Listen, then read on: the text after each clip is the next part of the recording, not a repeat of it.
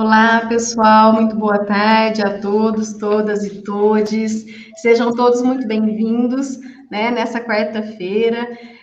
A Federação das APAES do Estado de São Paulo, através do Instituto de Ensino e Pesquisa Uniapai SP, tem realizado uma série com o objetivo, né, a série Saberes e Práticas sobre a Pessoa com Deficiência, que tem o objetivo, né, de estar trazendo para nós discussões e assuntos importantes a toda a rede apaiana e também ao terceiro setor como um todo.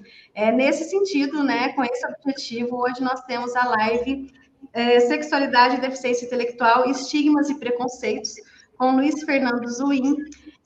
O Luiz Fernando, ele é pedagogo, doutorando em Educação Especial da UFSCar, mestre em Educação Sexual pela Unesp, especialista em Deficiência Intelectual e Autismo e em Análise do Comportamento aplicado ao autismo, atrasos de desenvolvimento pela Universidade Federal de São Carlos, e atualmente é diretor pedagógico na Escola de Educação Especial da APAE de Matão.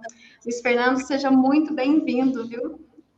Boa tarde a todos, boa tarde, Denise, boa tarde, Ana. É um prazer aqui poder partilhar experiências, né? Uma área de estudo que eu gosto bastante e um assunto tão importante, tão latente nas escolas, não só na escola especial, mas nas escolas de maneira geral, né?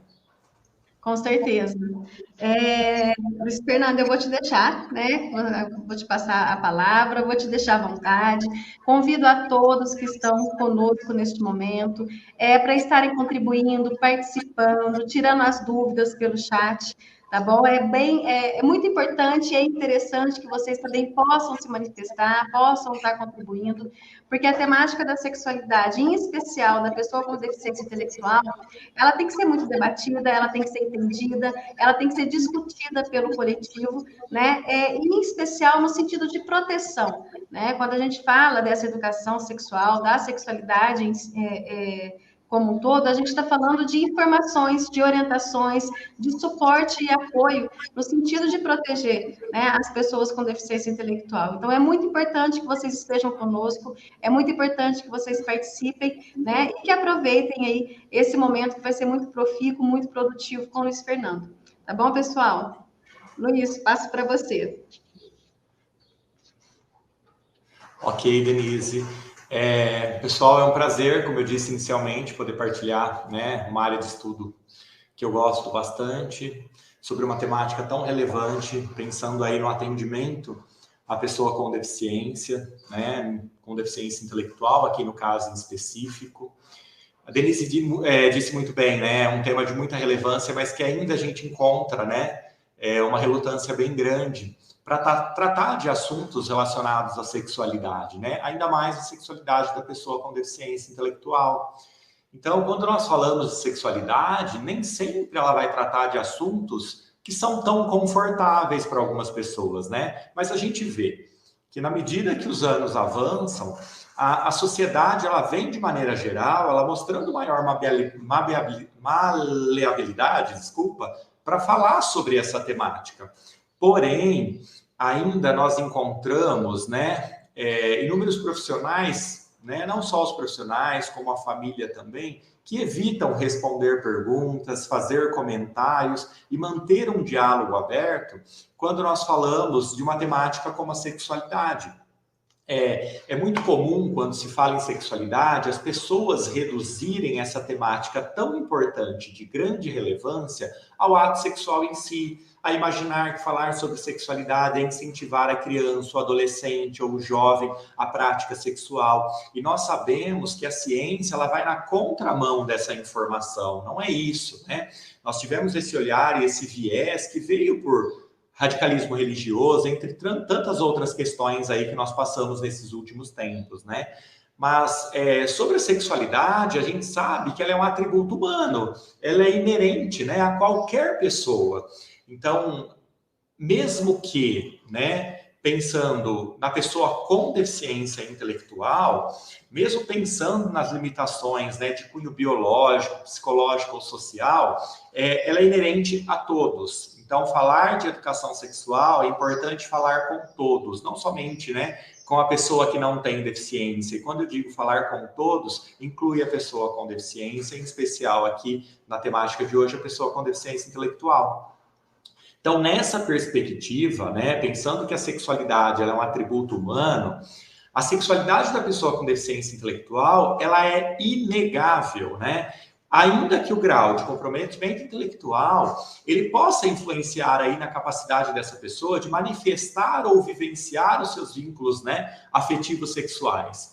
Mas a gente vê que a problemática maior, né, da pessoa com deficiência intelectual, ela não vai estar na sua condição biológica ou nos seus déficits intelectuais, mas sim na dificuldade que a sociedade ainda tem em lidar com as manifestações, né, que por inúmeras vezes elas são permeadas pelo quê? Por tabus, por preconceitos. Então, a ignorância, né, a respeito da existência, da possibilidade da afetividade, da possibilidade da afetividade e sexualidade do jovem, do adulto com deficiência intelectual, ele vem determinando, no mínimo, 3 formas, né, totalmente impróprias para o manejo da situação.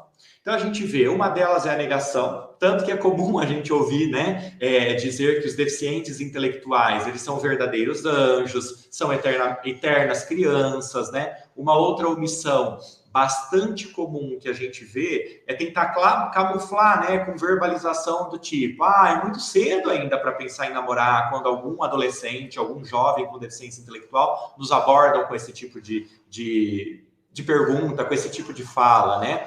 E uma terceira que a ciência nos traz, ela fala que é a questão do controle, né? Que a gente expressa esse controle da sexualidade da pessoa com deficiência intelectual quando a gente, né, relata, é preciso reprimir essas vontades desses jovens, né? A gente precisa medicalizar, pois eles não sabem o que fazem.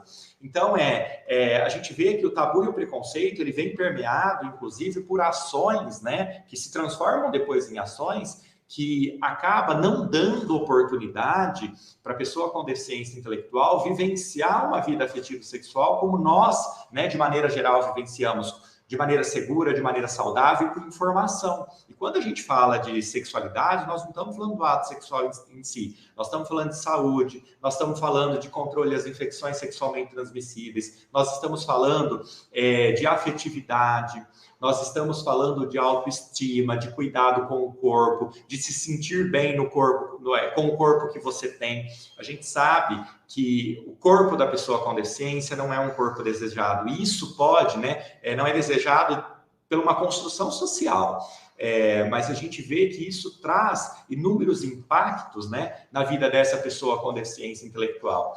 Então, pensando nisso, né, tentar impedir a expressão e a vivência da sexualidade da pessoa com deficiência intelectual, ele pode contribuir, enquanto profissionais, né, uma visão preconceituosa, uma visão carregada de estigma, e eu quero abordar um pouquinho a questão do estigma. Eu escrevi um artigo para a Federação das APAES, vai ser publicado na Revista Nacional, que fala do estigma em sexualidade, que é o nosso, né, a nossa temática hoje aqui nessa live. Eu trago algumas informações, inclusive, né, do próprio artigo.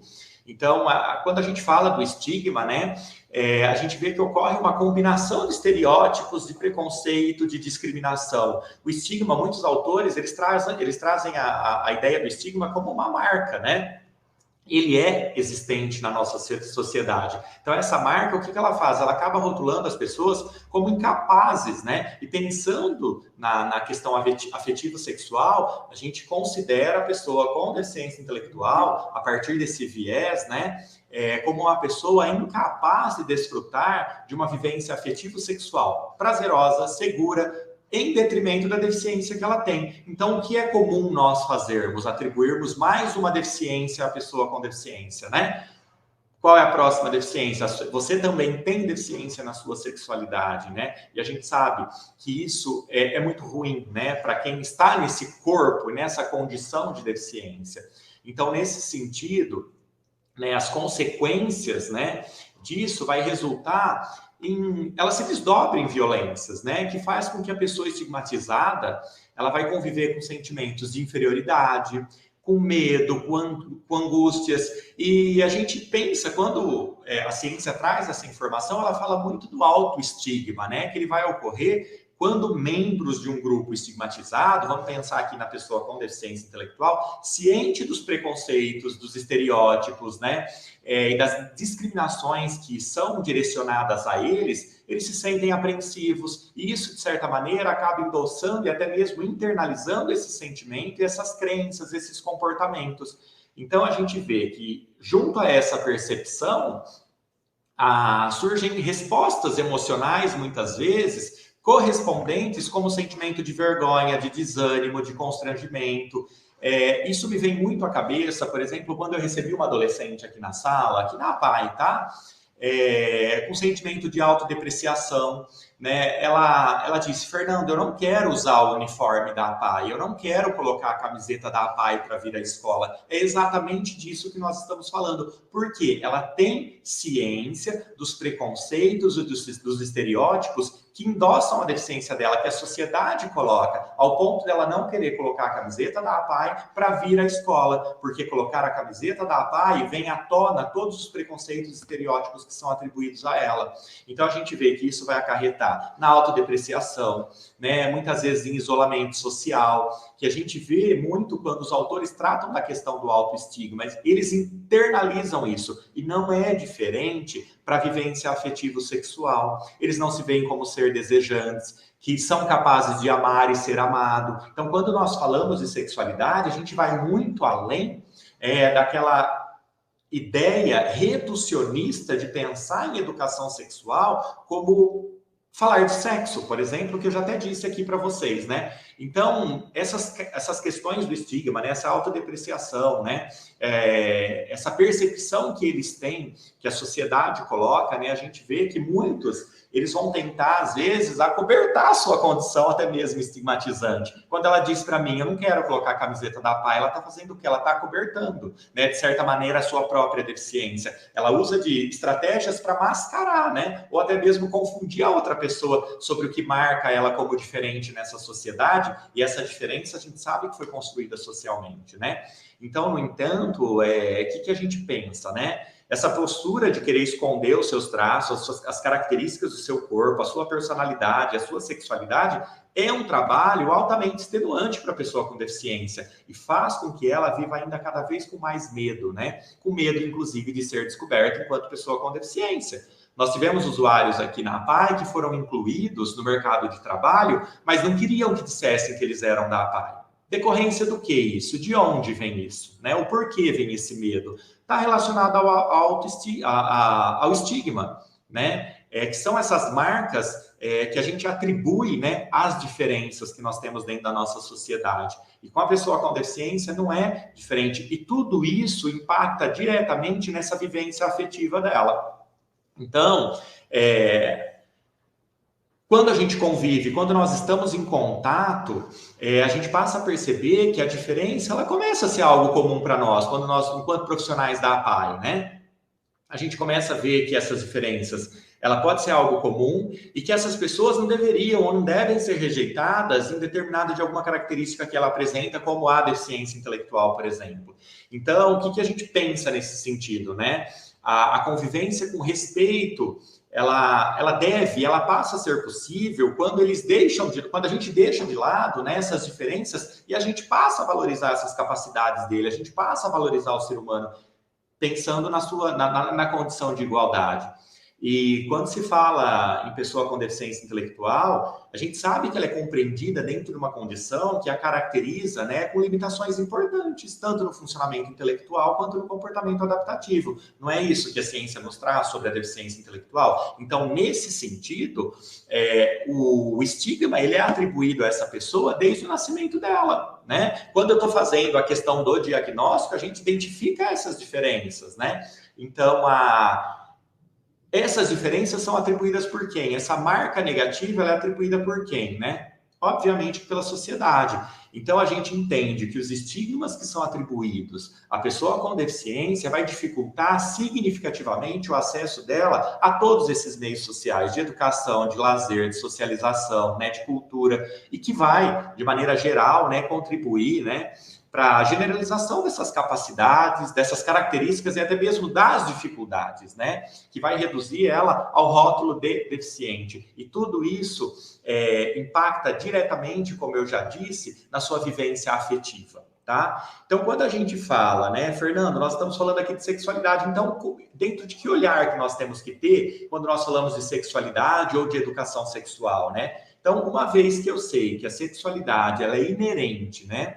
Ela faz parte, né, daquela pessoa, ela está vinculada ao seu desenvolvimento integral, ela deve ser compreendida de maneira holística, né? Então, é a maneira de ser, é a maneira de compreender, de viver o mundo. Então, a gente pode dizer que a sexualidade, além de ser intrínseca ao ser humano, ela vai, se ela é intrínseca ao ser humano, ela vai além dos aspectos biológicos e genitais, e ela não reduz somente ao ato sexual. Então, ela deveria, né, ser um assunto natural, vivenciado pelo ser humano. Como a gente vem aqui falar de manejo comportamental, deveria ser comum, usual e natural falar de educação sexual. Nós aqui estamos quebrando, né, estigmas e preconceitos quando nós trazemos essa temática para uma discussão numa live como essa. Esse momento ele é importantíssimo, ele é riquíssimo, né? E isso certamente vai impactar na vivência da pessoa com deficiência intelectual. A partir do momento que eu tenho essa fala com profissionais, né, que trabalham diretamente com a pessoa com deficiência intelectual.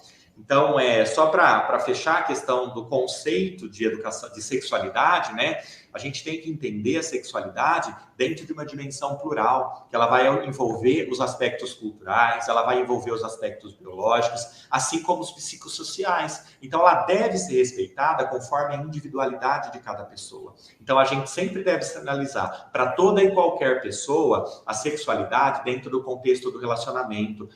A gente traz a questão do prazer, mas a gente também traz a questão da responsabilidade. Então, quando a gente pensa numa abordagem mais abrangente e inclusiva, que vai considerar a sexualidade da pessoa com deficiência, a gente nota que as ações nesse sentido ainda elas são muito pequenas, tá? E que muitas vezes até inexistentes. Se a gente não dialoga e não conversa sobre sexualidade e educação sexual como jovem que não tem deficiência, fica ainda mais difícil a gente imaginar nesse cenário que nós vamos conversar com a pessoa com deficiência intelectual, considerar a sexualidade dessa pessoa, né? Então, são reflexões importantes que eu quero trazer nesse momento de fala para que a gente avance nessa temática, né? Então, quando a gente não dialoga sobre isso, quando a gente não traz essas questões, né, para dentro do espaço da escola, para dialogar, a gente acaba reforçando a ideia, né, de desinteresse da nossa parte sobre a sexualidade dessas pessoas, né? Então, aí a gente reforça e reproduz os estereótipos, preconceito, medo, e até mesmo achar que a pessoa com deficiência intelectual, ela é incapaz de conduzir de forma segura e saudável a sua vivência afetivo-sexual. E o profissional, muitas vezes, gera o medo até mesmo a incapacidade, né, de conduzir de forma natural essa orientação. Tanto a família quanto a escola, seja de maneira formal ou de maneira informal, sobre a sexualidade da pessoa com deficiência. Eu acredito que aqui tenham pais, tenham mães, né, e tenham pessoas que têm... se a gente não conversa com o jovem, tendo ou não deficiência intelectual, sobre a educação sexual, sobre sexualidade, a gente vê que essa informação vai chegar de alguma maneira até ele, mas aí você já não consegue mais garantir a qualidade. Então, se eu abro espaço dentro da escola, se eu abro espaço dentro de casa para dialogar sobre educação sexual, certamente eu consigo garantir a qualidade da informação que esse adolescente, que esse jovem ou que esse adulto, com ou sem deficiência, vai receber. Agora, se eu deixo isso de maneira fechada, né, que eu não abro esse espaço, de alguma maneira essa informação vai chegar até ele, mas aí a gente já não controla mais a qualidade, né, dessa informação, e isso é algo preocupante, tá? Então, é comum a gente ainda ter a crença que a gente vê a Fátima Denari, ela tem a tese dela, que eu acredito que é da década de 90, e ela trabalhava a questão da crença de que a pessoa com deficiência intelectual, a visão do senso comum é de que eles eram assexuados, né? Muitas vezes, né? a sexualidade da pessoa com deficiência intelectual é vista de forma infantilizada. A gente é comum tratar como eternas crianças, angelicais, isso não vai vir à tona, não vai. Imagina falar de sexualidade com deficiência intelectual. Eles são crianças, são eternas crianças, não têm condição e nem de capacidade de compreender isso. É óbvio que, dado o comprometimento cognitivo, muitas vezes a vivência afetivo-sexual de uma pessoa com deficiência intelectual grave vai ser meramente a experiência sensorial, mas nós sabemos que dentro das escolas da APAE, nós temos alunos, usuários, jovens, adultos e adolescentes com capacidade de serem, né, de receberem informações adequadas e com qualidade acerca dessa temática sexualidade, né?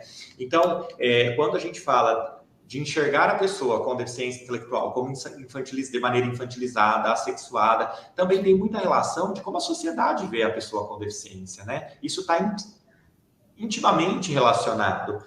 E às vezes, né, é comum a gente ouvir o contrário, que são hipersexualizadas, que elas apresentam manifestações da sua sexualidade que são consideradas como uma sexualidade agressiva, animalesca. Olha, precisa dar remédio para esse menino, precisa dar remédio para essa menina, olha como está esse comportamento sexual dele. Ele não pode ver uma pessoa que quer dar um beijo no rosto, né? Os pais muitas vezes relatam que às vezes eles são surpreendidos pelos filhos num comportamento como de masturbação num lugar totalmente inapropriado e que às vezes o que faltou, e proíbem, querem indicar, e muitas vezes o que faltou foi um processo de educação sexual para trabalhar o ambiente público e privado, onde algumas coisas podem acontecer e onde elas não podem acontecer, né? Então são informações que, de certa forma, quando a gente trabalha com a educação sexual desse jovem, certamente a gente vai contribuir para essa vivência mais segura e para a família não lidar com esse tipo de situação, como muitas vezes é comum eu receber aqui dentro da minha sala. Fernando, eu preciso medicalizar, preciso dar remédio.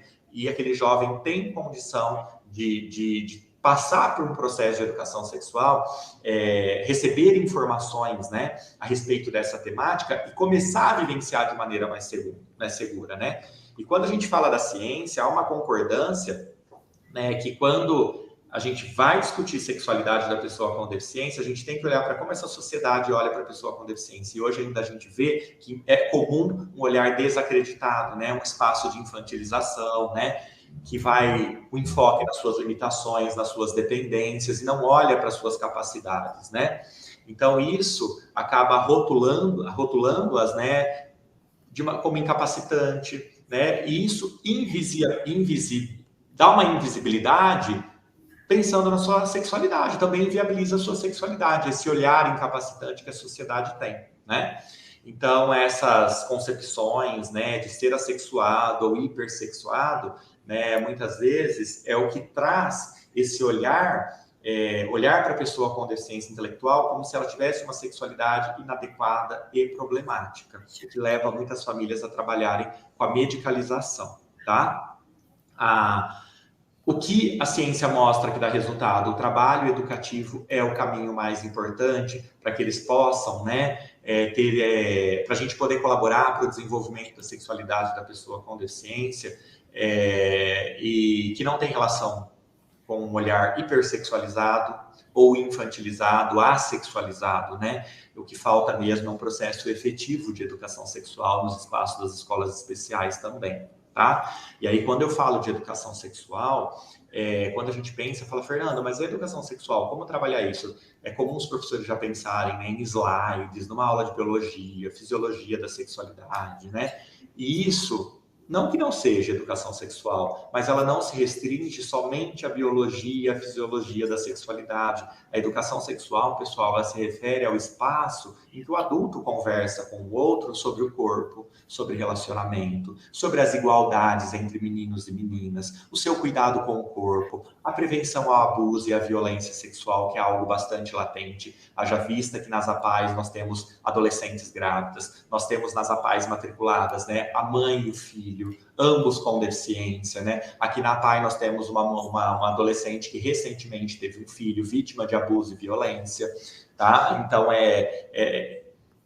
tudo isso, certamente, o silenciar contribui, né, significativamente para situações de violência contra a pessoa com deficiência, pensando na questão sexual, tá? Então, conversar sobre tabus, falar sobre sexualidade, falar sobre preconceito, falar sobre a privacidade no uso do banheiro, falar, né, sobre o que é família, falar sobre prazer. Então, todas essas conversas estão se tratando de educação sexual. Fernando, quando eu falo de autoestima, quando eu estou lá trabalhando o autogerenciamento e autofuncionamento, pensando nas habilidades de vida diária, como o uso do banheiro, por exemplo, garantir que a hora que você entra no banheiro, você fecha a porta, que você garanta a sua privacidade antes de se despir. Se numa situação que você recebe um convite, né, que uma pessoa quer tocar o teu corpo, por exemplo, se você ter um adulto de referência para sinalizar e entender que aquilo é uma situação de violência, né, em quais contextos, né, a relação afetiva é saudável, a relação afetiva é boa, tá? Então,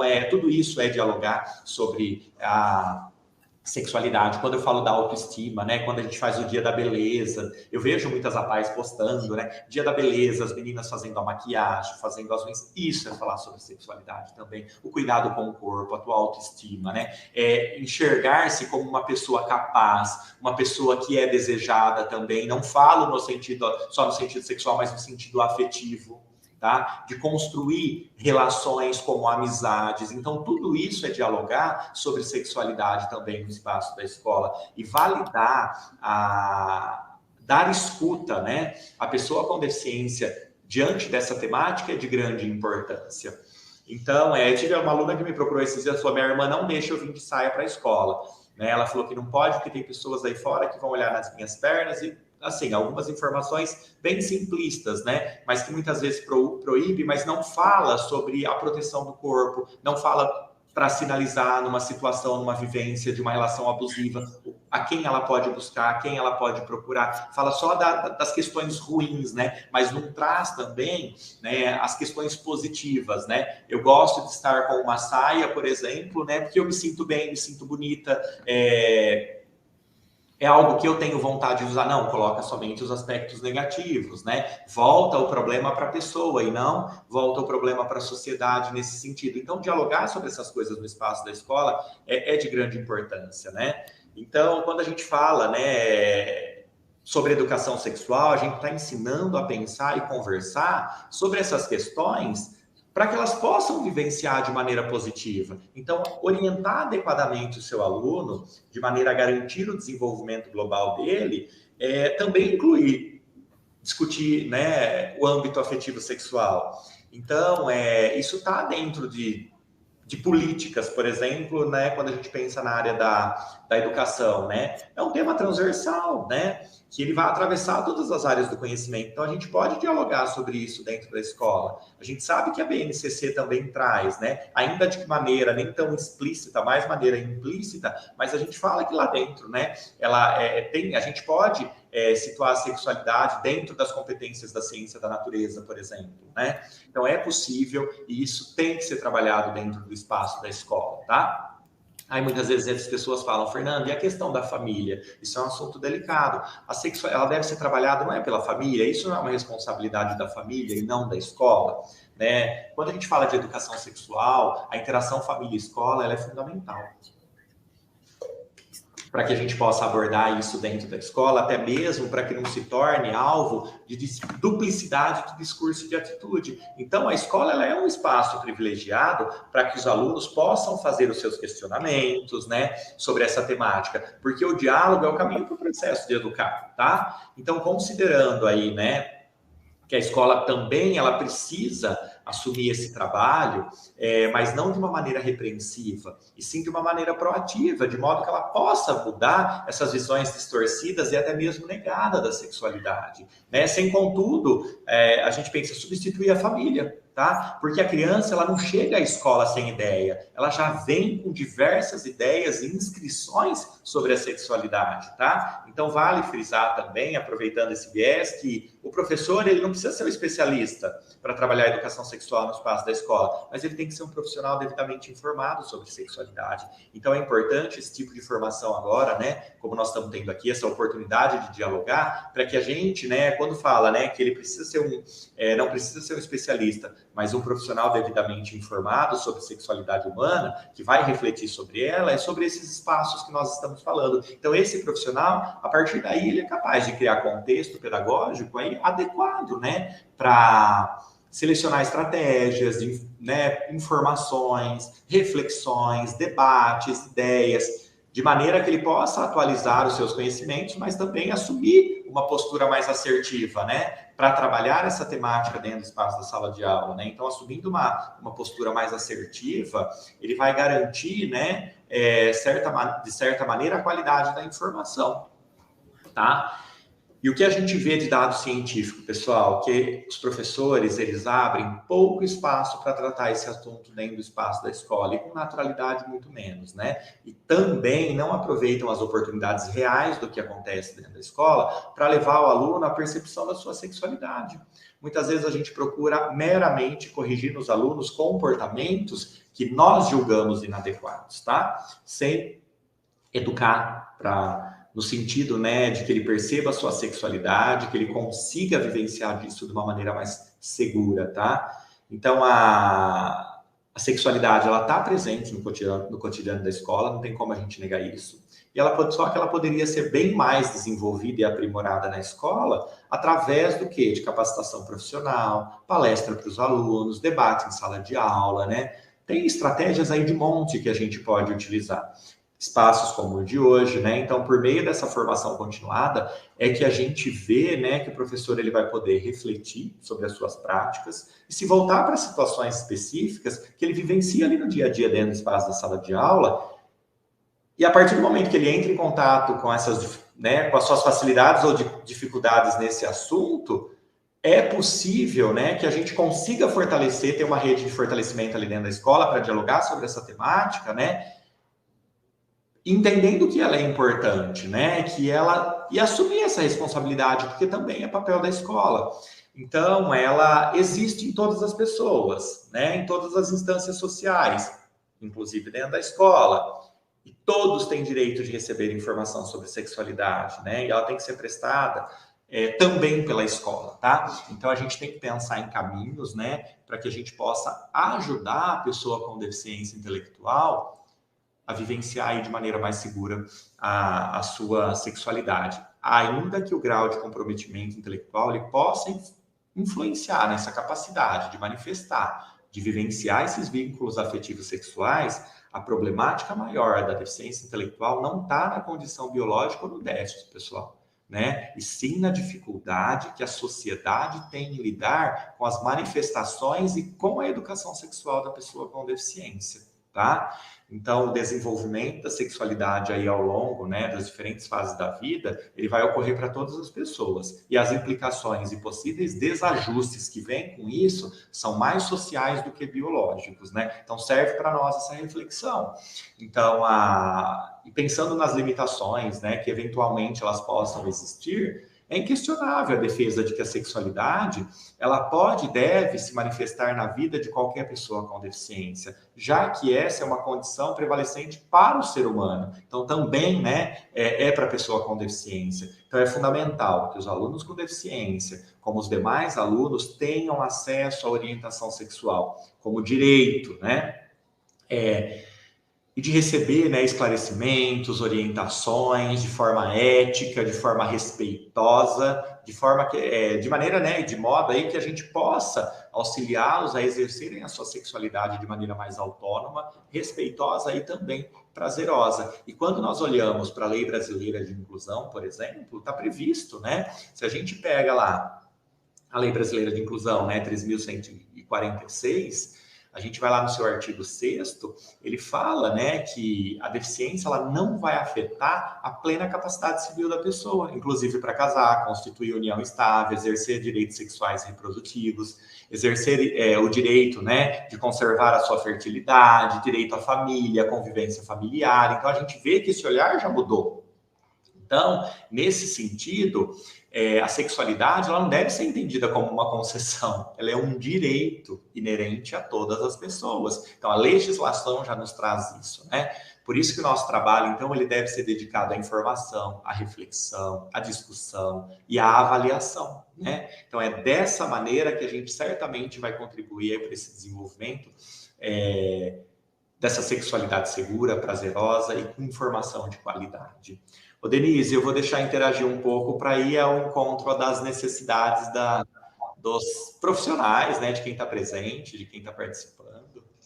Tá ótimo, Fernando. Nós temos bastante comentários aqui. Então, nós tivemos aqui a Tânia Brandão. Ela é da Federação das APAES da Bahia, do estado da Bahia, está aqui conosco. Que E ela legal. está participando bastante, né? Então, ela falou, quando você trouxe a questão do estigma, né? Dessa questão de incapacidade, de se sentir menos, ela contribuiu aqui falando que é exatamente isso.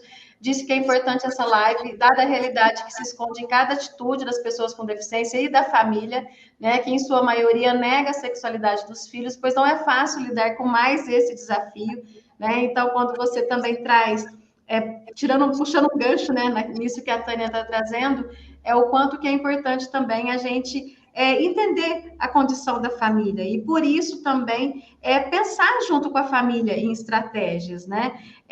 Tem inclusive uma pergunta aqui, Luiz, Fernando, já vou estar te passando, que é a Pai de Campo Limpo Paulista que tem um link, né, com essa questão da família, da escola e de como que a gente pode estar trabalhando conjuntamente essa questão da sexualidade. E ela pergunta se é preciso pedir permissão aos responsáveis para que se possa ser trabalhado o tema sobre sexualidade na escola. Essa temática ela já está no currículo, então é o mesmo que eu pedi permissão para a família para trabalhar, por exemplo, verbo na escola, né? Ele está no currículo, faz parte, mas o que eu quero dizer com isso? Não que a gente não tenha que dialogar com a família, a gente não tenha que conversar. Lembra que eu disse para não ter viés e duplicidade de informação, né? O trabalho de educação sexual, ele tem que estar intimamente, né, atrelado ao diálogo com a família, mas não no sentido de eu pedir permissão, mas também orientar essa família. Também conhecer e saber, né, que as informações que a escola vai trazer são informações que vai colaborar e contribuir aí para o desenvolvimento dessa pessoa, porque ainda, infelizmente, é um tema polêmico, né? E ultimamente ele foi ventilado na mídia de uma maneira muito errônea, muito errada. Então as pessoas criaram uma resistência maior. Nós não precisamos da autorização, tá? Porque ele está dentro do currículo, mas é extremamente necessário fazer um trabalho com a família e com o trabalho sempre tem que estar alinhado à família, tá? Então a gente pode trazer a família para dialogar sobre algumas temáticas, né? A gente trazer a família para falar que isso é dialogado dentro do espaço da escola, a partir de qual olhar, porque nós não podemos desconsiderar o olhar da família, a crença da família no processo de educação sexual de qualquer pessoa, tá? Mas o que vale a pena? Colocar algumas reflexões, provocar algumas mudanças também, mas não desconsiderar a importância da família nesse processo. É essencial, mas não precisa de autorização, tá? Tá ótimo. E é uma questão muito complexa, né, Fernando? E quando veio essa pergunta, eu imagino que muitos outros profissionais também estavam pensando, mesmo sabendo, né, que já está dentro do próprio currículo, que é uma questão a ser abordada, mas até por conta, né, de alguns retrocessos que a gente acabou tendo, essas questões ficaram muito mais polêmicas do que antes, né? E aí a gente passa a ter e a contribuir com esses estigmas, né? O que acontece é que a gente reproduz e amplia, né, esses estigmas que essas pessoas já vivenciam, que sempre vivenciaram, né? E aí a gente vai aprofundando essa questão, ao invés de refletir sobre ela, de pensar conjuntamente, né, sobre ela. Então, quando você traz essa reflexão, é extremamente importante das APAES, né, dos espaços que trabalham com os usuários, com as pessoas com deficiência, em especial com deficiência intelectual, fazerem momentos para isso, né? Chamarem atenção, darem visibilidade, porque você traz isso muito bem no seu texto, né? Inclusive você comentou, é um artigo, né, da produção do Fernando, que conjuntamente com outros autores aqui da UFSCar, fizeram um artigo, elaboraram um artigo muito pertinente, que vai servir de referência, viu, gente, para muita gente. E ele está para ser publicado na revista Paz Ciência, né? E isso contribui, falar sobre isso, dar visibilidade, ter momentos de fala. Então, as próprias APAES, o corpo técnico das APAES, os profissionais, de conversarem sobre isso, né? Porque, inclusive, você comentou, não falta oportunidade. Vira e mexe, está acontecendo alguma coisa nas APAES, o que acontece é você tentar fechar os olhos ou ter um olhar mais punitivo ou pensar em outras alternativas que não seja o diálogo, né? Que não seja a construção de enfrentamento, de estratégias para aquele momento que vai se repetir inúmeras vezes por inúmeras crianças e adolescentes e adultos. A gente precisa, né, Fernando, tá falando sobre isso. Olha, por exemplo, eu recebi... Tem várias meninas da Pai de Matão aqui que estão na live, vão saber do que eu estou falando, mas elas estão numa sala, um único usuário lá, todo mundo assistindo, a equipe técnica. Tem um casal usuário nosso aqui que disseram que está namorando, por exemplo. Como tem várias APAES, que tem vários, um monte, né? Eles querem namorar, vieram para minha sala e perguntaram para mim se eles podiam ficar de mão dada aqui dentro da escola, né? Se abraçarem e ter uma troca afetiva. Não era de conhecimento da família esse namoro, então eu fiz algumas reflexões com ele, como a equipe de psicologia, a equipe técnica fez algumas reflexões. A gente ia levar isso até a família, para que a família tivesse ciência, não que a família aprovasse esse relacionamento, mas nós estamos falando de pessoas com deficiência intelectual importante, que precisa do apoio da família. Como eles precisam de apoiadores em níveis e intensidades diferentes, para vivenciar essa relação afetiva, eles também precisam. Tá? Então, a gente sempre coloca o namoro no campo da responsabilidade. Eu falei, qual que é o sentimento de namoro para você?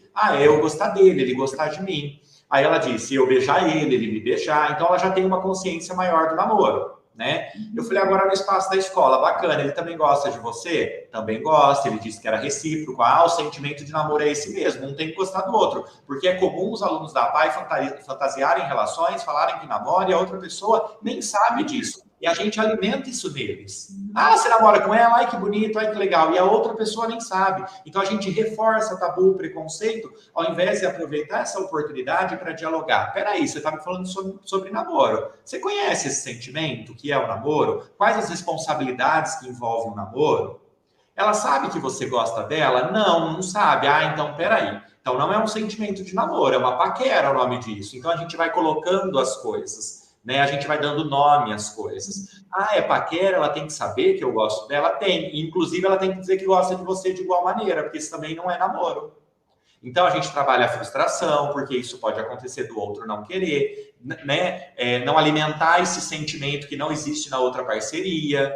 Então, a gente vai colocando essas questões. E aí, quando ela disse se ela podia, ali era uma relação recíproca, que ela queria andar com ele de mão dada dentro da escola. Eu falei, nós temos algumas regras, eu tenho um regimento, né, da escola, e eu conversei com ela sobre o regimento da escola, que aqui dentro da escola não pode beijo na boca, é um espaço que não permite, né? Aqui andar de mão dada com o namorado não está permitido.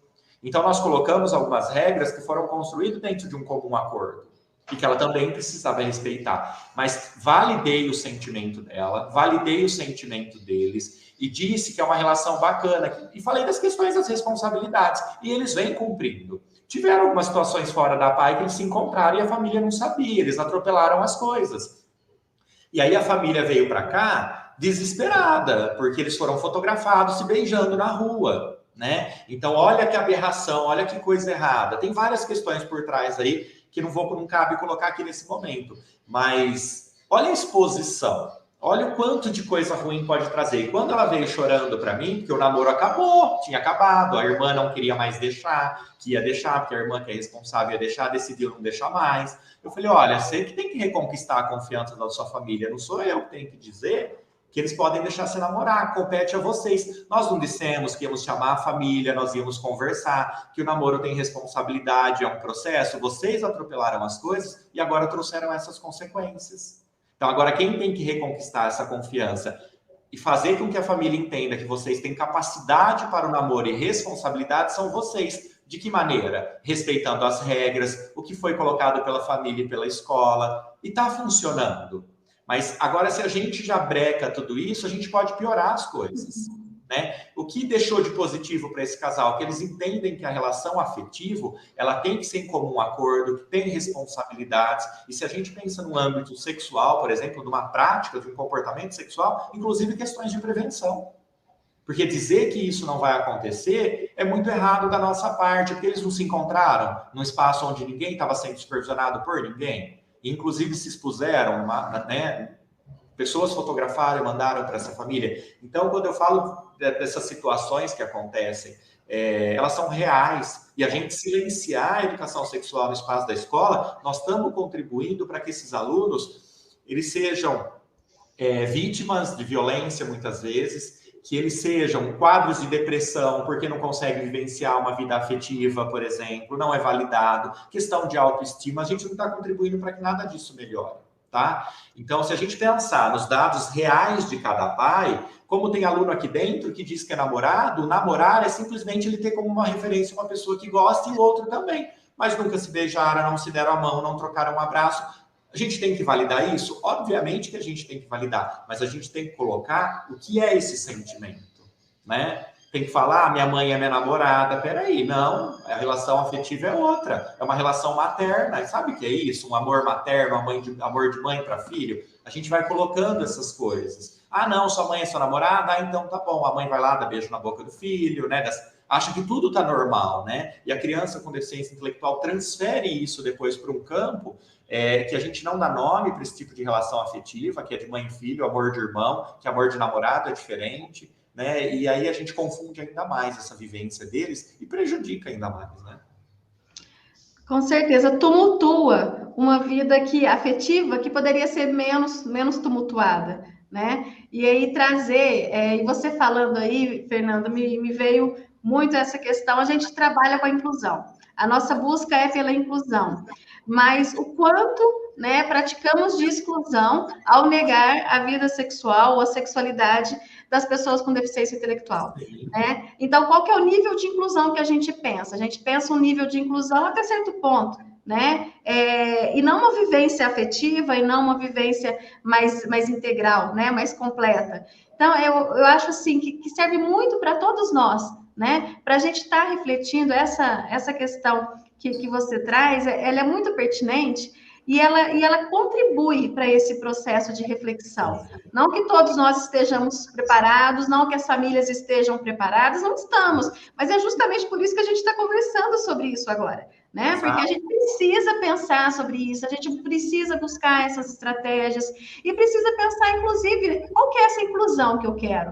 Né? Se a inclusão é aquela que, de fato, a pessoa tenha acesso a uma vida social de forma integral, eu negar essa face, essa parte, né, da vida dela, eu estou negando a inclusão dela também, né? E, evidentemente, você trouxe isso de uma maneira muito, muito concreta, é a partir de orientação, é a partir de suporte, porque senão as coisas, elas acabam tomando rumos muito mais difíceis da gente conseguir lidar, né? Então, de trazer a perspectiva de que, sim, vamos conversar sobre isso. Hoje estamos conversando, vai ter o artigo que vai ser publicado, então vai estar também aqui no site do NEAPAI, vai estar na revista Paz Ciência, que é uma revista online. Vamos pesquisar sobre isso. Várias pessoas comentaram aqui, trouxeram a importância que não se encontra essa temática, que ninguém debate essa temática.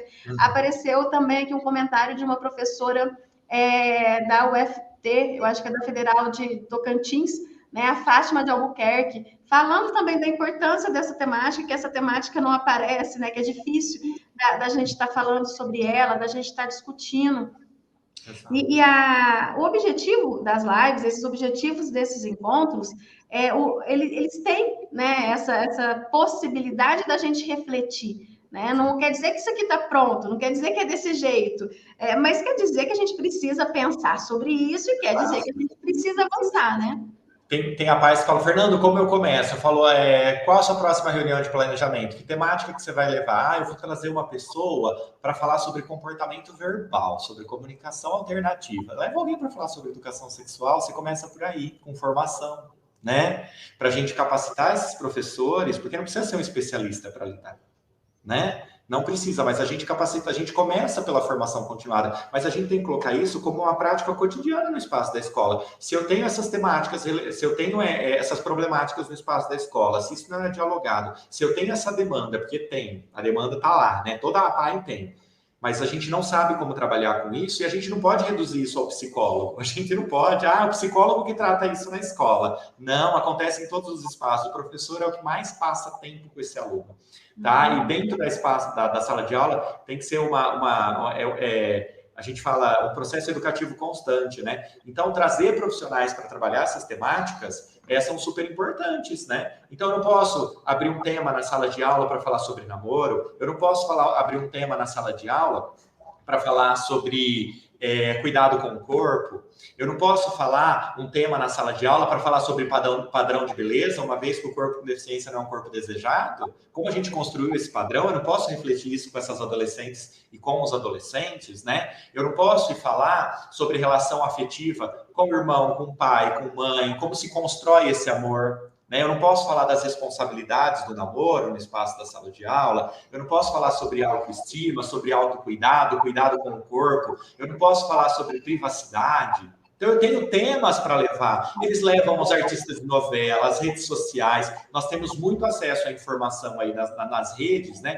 É selecionar o que é bom, né? E levar essas temáticas, assim como eu levo lá para discutir eleição, vou levar para discutir sobre cuidado com o corpo, né? Que a musiquinha cabeça, ombro, joelho e pé. Parte sexual não tem, né? Não tem as outras partes do corpo, todo mundo ignora, né? Mas a gente não pode começar a dar nome, não pode conversar sobre isso, né? Quando uma criança traz uma pergunta, de onde que eu vim? De que maneira que isso...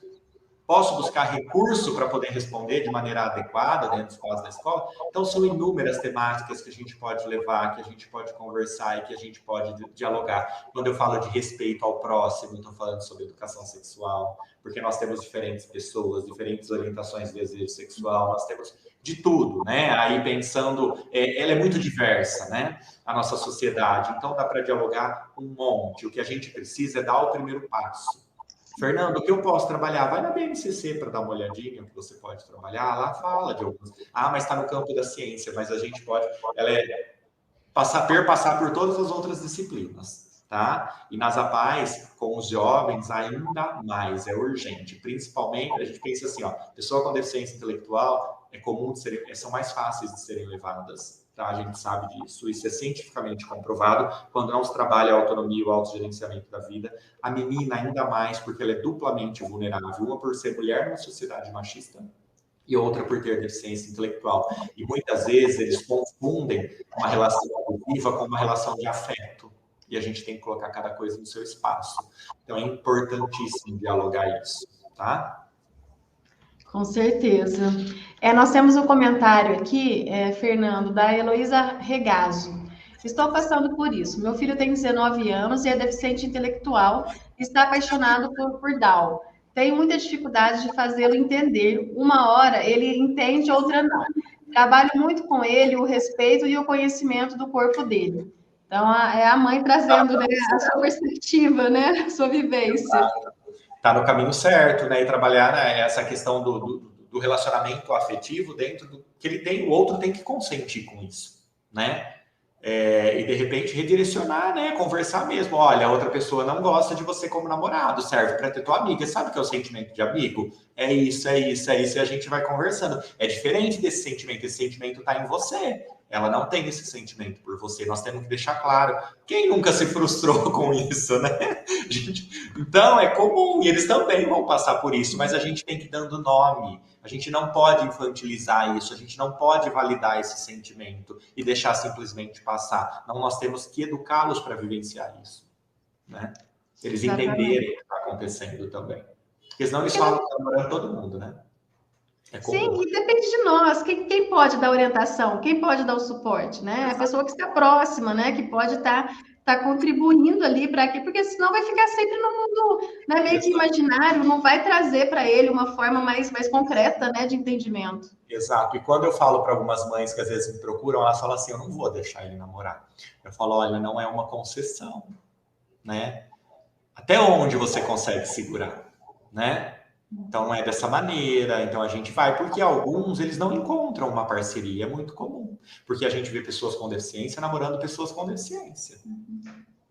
Não é comum você ver uma pessoa com deficiência namorar uma pessoa que não tem deficiência. Pensando na deficiência intelectual, ainda mais.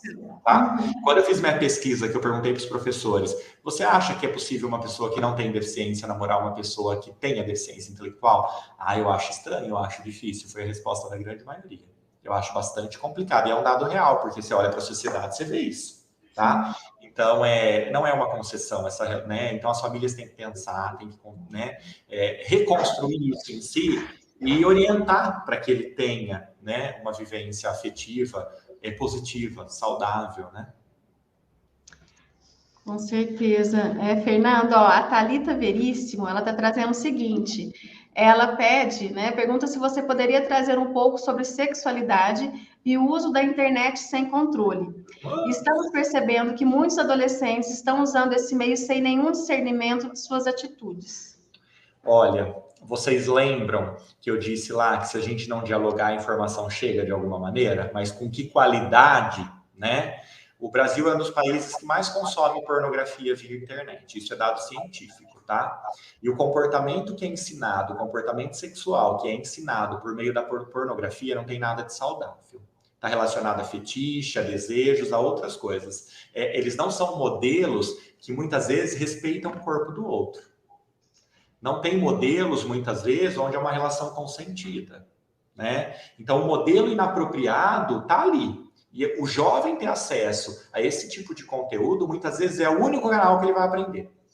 E de que maneira? Né? Uma maneira muito ruim, porque ele pode assumir, inclusive, um comportamento sexual de risco, tá? E colocar a vida dele em risco, né? Então, é o que eu disse lá, para as famílias e para a escola. Se eu não converso sobre essa temática com o meu filho, de alguma maneira essa informação vai chegar até ele. E às vezes o canal é essa rede, né, de pornografias que, né, o Brasil tem um número expressivo de consumidores desse tipo de conteúdo. E não ensina nada do que é seguro e saudável, tá? Sim. E aí a gente, de novo, a gente não consegue fazer com que as pessoas com deficiência intelectual tenham processos inclusivos, né? Se a gente não trouxer as informações, o que chegar, e você trouxe de uma maneira muito clara, a gente não tem controle, na verdade. Mas o que a gente sente também, e de alguma forma a realidade, essa insegurança até das famílias e dos próprios profissionais, né? Eu acho que dentro dessa cultura de infantilização, que a gente, de alguma forma, é uma cultura de proteção, né? O entendimento ali é de proteção. No entanto, são coisas que fogem, né? As pessoas crescem, elas ficam adolescentes, jovens, adultos, e elas têm também as necessidades delas, elas também têm os direitos dela, né? De ter uma vida integral. Então, eu acho que um dos grandes pontos, e você abordou isso muito bem, a gente estar falando com as famílias, a gente estar trabalhando com os profissionais, trazendo uma segurança, né? Trazendo esse processo reflexivo, porque a partir da reflexão, a gente começa a entender que essas informações, elas vão contribuir para a proteção, né? Aquela proteção que a gente acha que consegue fazer nós mesmos, né? Ali infantilizando, protegendo, tentando fazer com que não tenham vivências, né? Porque de alguma forma é um sentido de proteção, no entanto, acaba comprometendo, né, a possibilidade de inclusão, acaba comprometendo a possibilidade de uma vida plena, né, a essas pessoas. E aqui no espaço da escola, para iniciar esse tipo de trabalho, às vezes você dá o nome educação sexual, pode afastar demais, família e profissional. Mas se você convidar as famílias e falar sobre o alto índice de violência sexual contra jovens com deficiência, é um dado que você pode trazer e começar por aí. Chamar a família para uma reunião e dizer, nós estamos com muito caso de namoro aqui na escola, muito aluno dizendo que quer namorar, precisamos conversar sobre isso, levar de uma maneira mais leve, tá? Acolher essas famílias para a gente começar esse trabalho no espaço da sala de aula. E a escola assumir. Se ele falar, a professora chega em casa, a professora falou sobre camisinha, a escola tem que assumir, falamos. Surgiu esse tema dentro da sala de aula. Teve uma aluna que falou de comportamento sexual de risco, foi importante colocar, né? Para proteger isso, nós estamos falando de saúde, tá aqui no currículo. O currículo diz que tem que ser abordado na escola isso. Então, é uma temática importante. A gente trazer essa família e conversar. Nós temos que assumir esse papel e parar de achar que é errado, porque começa por nós. A gente acha que é errado falar disso. Como que nós vamos acessar essa família? Que jeito, né? E os profissionais ficam inseguros, porque não sabem exatamente, né? Então, se a instituição promove uma maior segurança a partir, né, dessas reflexões, de alguma capacitação, eu acho que isso também contribui para que o profissional ele tenha mais segurança naquilo que ele vai estar passando, né? E também a forma como vai estar chegando com a família, porque muitas vezes há uma insegurança, né? Nesse sentido, até por uma questão cultural, que é uma cultural, como você disse agora, nós, né, deixamos de falar, nós temos alguns receios em muitos momentos, então, e o que acontece? A gente reproduz, né? A gente só vai reproduzindo essa questão que vai avançando cada vez mais. E eu vou te fazer uma última... Você queria falar? Não, eu fiz um trabalho só com jovens, durante o mestrado, de uma intervenção, que a gente fez sobre os corpos que eles achavam bonitos. O que você acha bonito em uma pessoa? Eles tinham que construir. Eu coloquei 5 revistas. Dentro das revistas, dessas 5, 4 revistas tinham corpos de pessoas com deficiência. Nenhum aluno colocou um corpo de pessoa com deficiência como algo que eles achavam bonito. Né? Então, você tá vendo que tá trabalhando sexualidade? Peraí, esse corpo, essa pessoa que tá na cadeira de rodas, ela não é bonita? Por que ela não é bonita? Né? Então, a gente foi desconstruindo, falando, e assim, eram pessoas com deficiência. E eles não viram um corpo deficiente como um corpo desejante, capaz, um corpo bonito, né? Então, são temáticas que eu falo assim, ela é tão ampla discutir a sexualidade. Infelizmente, nós tivemos radicais religiosos e políticos que reduziram ela de uma maneira muito errônea. Eles pegaram a sexualidade, a educação sexual, que é ampla, ela fala sobre saúde, sobre cuidado, sobre afeto, sobre responsabilidade, reduziram ela a uma palavra: ideologia de gênero, que não existe na ciência. Essa palavra não existe. A ciência não prega um ideal de gênero. Quem prega são os radicais religiosos. Isso tem que ser dito, tá? Porque se vocês digitarem, vai lá para o Google Acadêmico, busca a palavra ideologia de gênero, vê se vocês veem isso na ciência. A ciência não traz isso em nenhum momento.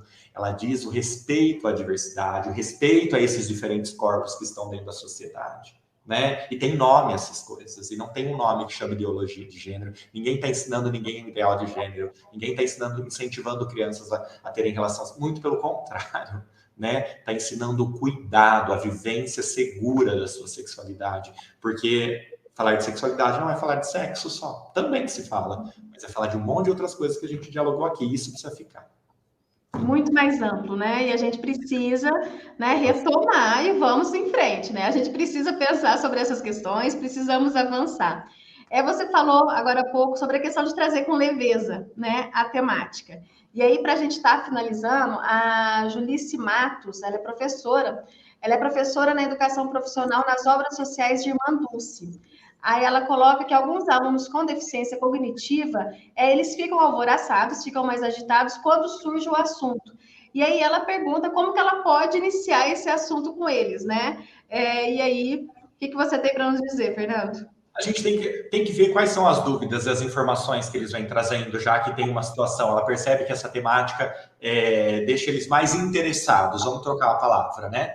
Porque é uma temática que desperta interesse em qualquer um, não é só na pessoa com deficiência intelectual, todo e qualquer adolescente. Eu vou dar palestra sobre prevenção. A hora que eu falo comportamento sexual de risco, quem está no celular já sai do celular, começa tudo a me olhar, porque chama a atenção de todos, tá? Tendo ou não deficiência. Então é importante a gente dizer isso, deixa eles mais interessados. Começa a falar sobre o corpo, começa a falar sobre os cuidados, começa a falar sobre a autoestima, é um caminho. E eles vão trazendo coisas que você vai direcionando os temas que você vai trabalhar nas próximas aulas. De repente, a hora que você está trabalhando sobre o corpo, teve uma vez que uma pessoa me disse que eu era bonita, que gostava de mim.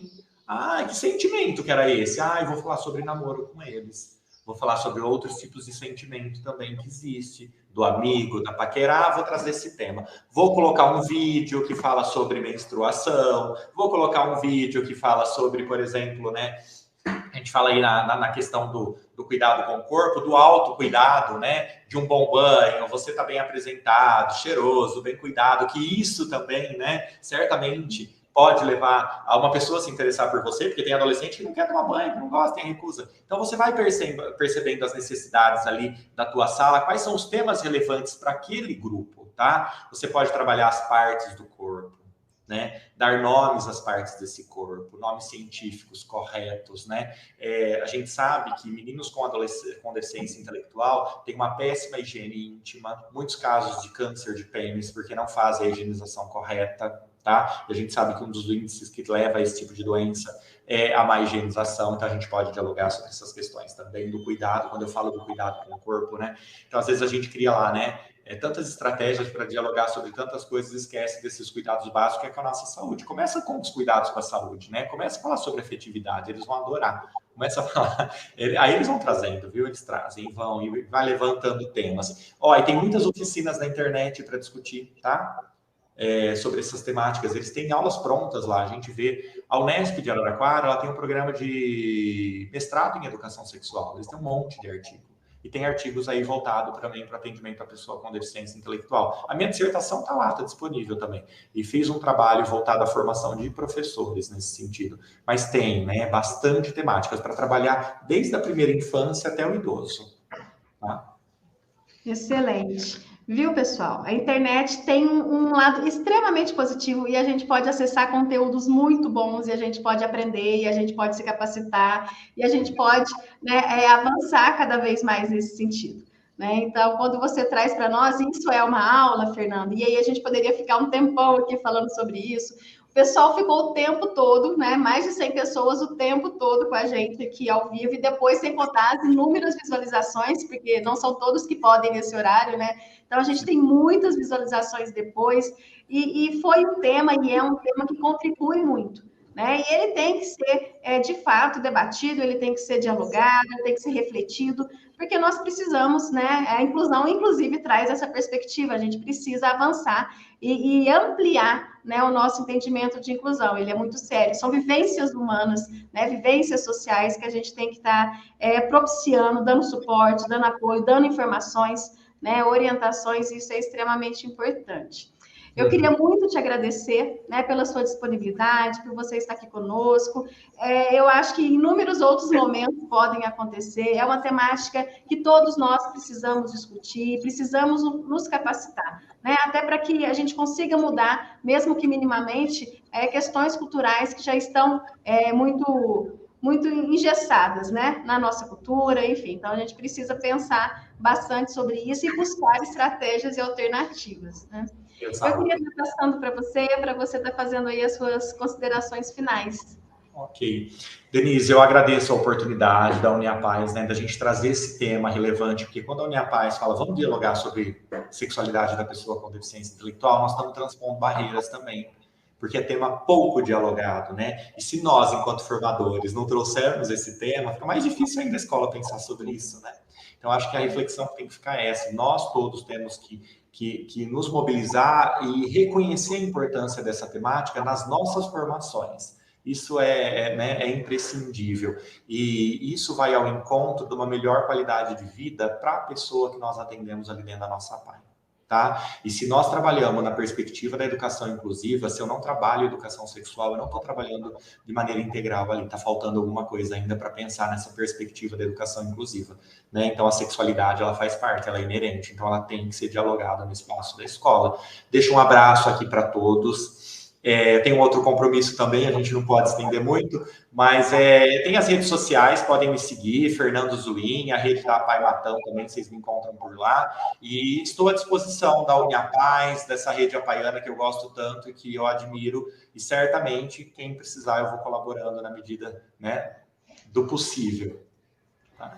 Muito obrigada, Fernando. Muito obrigada, pessoal, pela presença, pela companhia nessa tarde de quarta-feira. Gostaria de lembrá-los que nós temos amanhã, né, o último dia da semana de assistência. Tivemos um problema técnico na semana passada e não conseguimos finalizar a semana de assistência social. Então, nós vamos estar fazendo a última palestra amanhã, que vai tratar o tema defesa de direitos e mobilização, a importância das famílias. E esse nosso contato, e esse nosso movimento e relação com as famílias tem que ser muito bem cuidado e a gente tem que estar se organizando cada vez mais nesse sentido. Então, amanhã nós teremos essa palestra com a Fernanda Girardi. Aguardo todos vocês, né, a partir das 19 horas.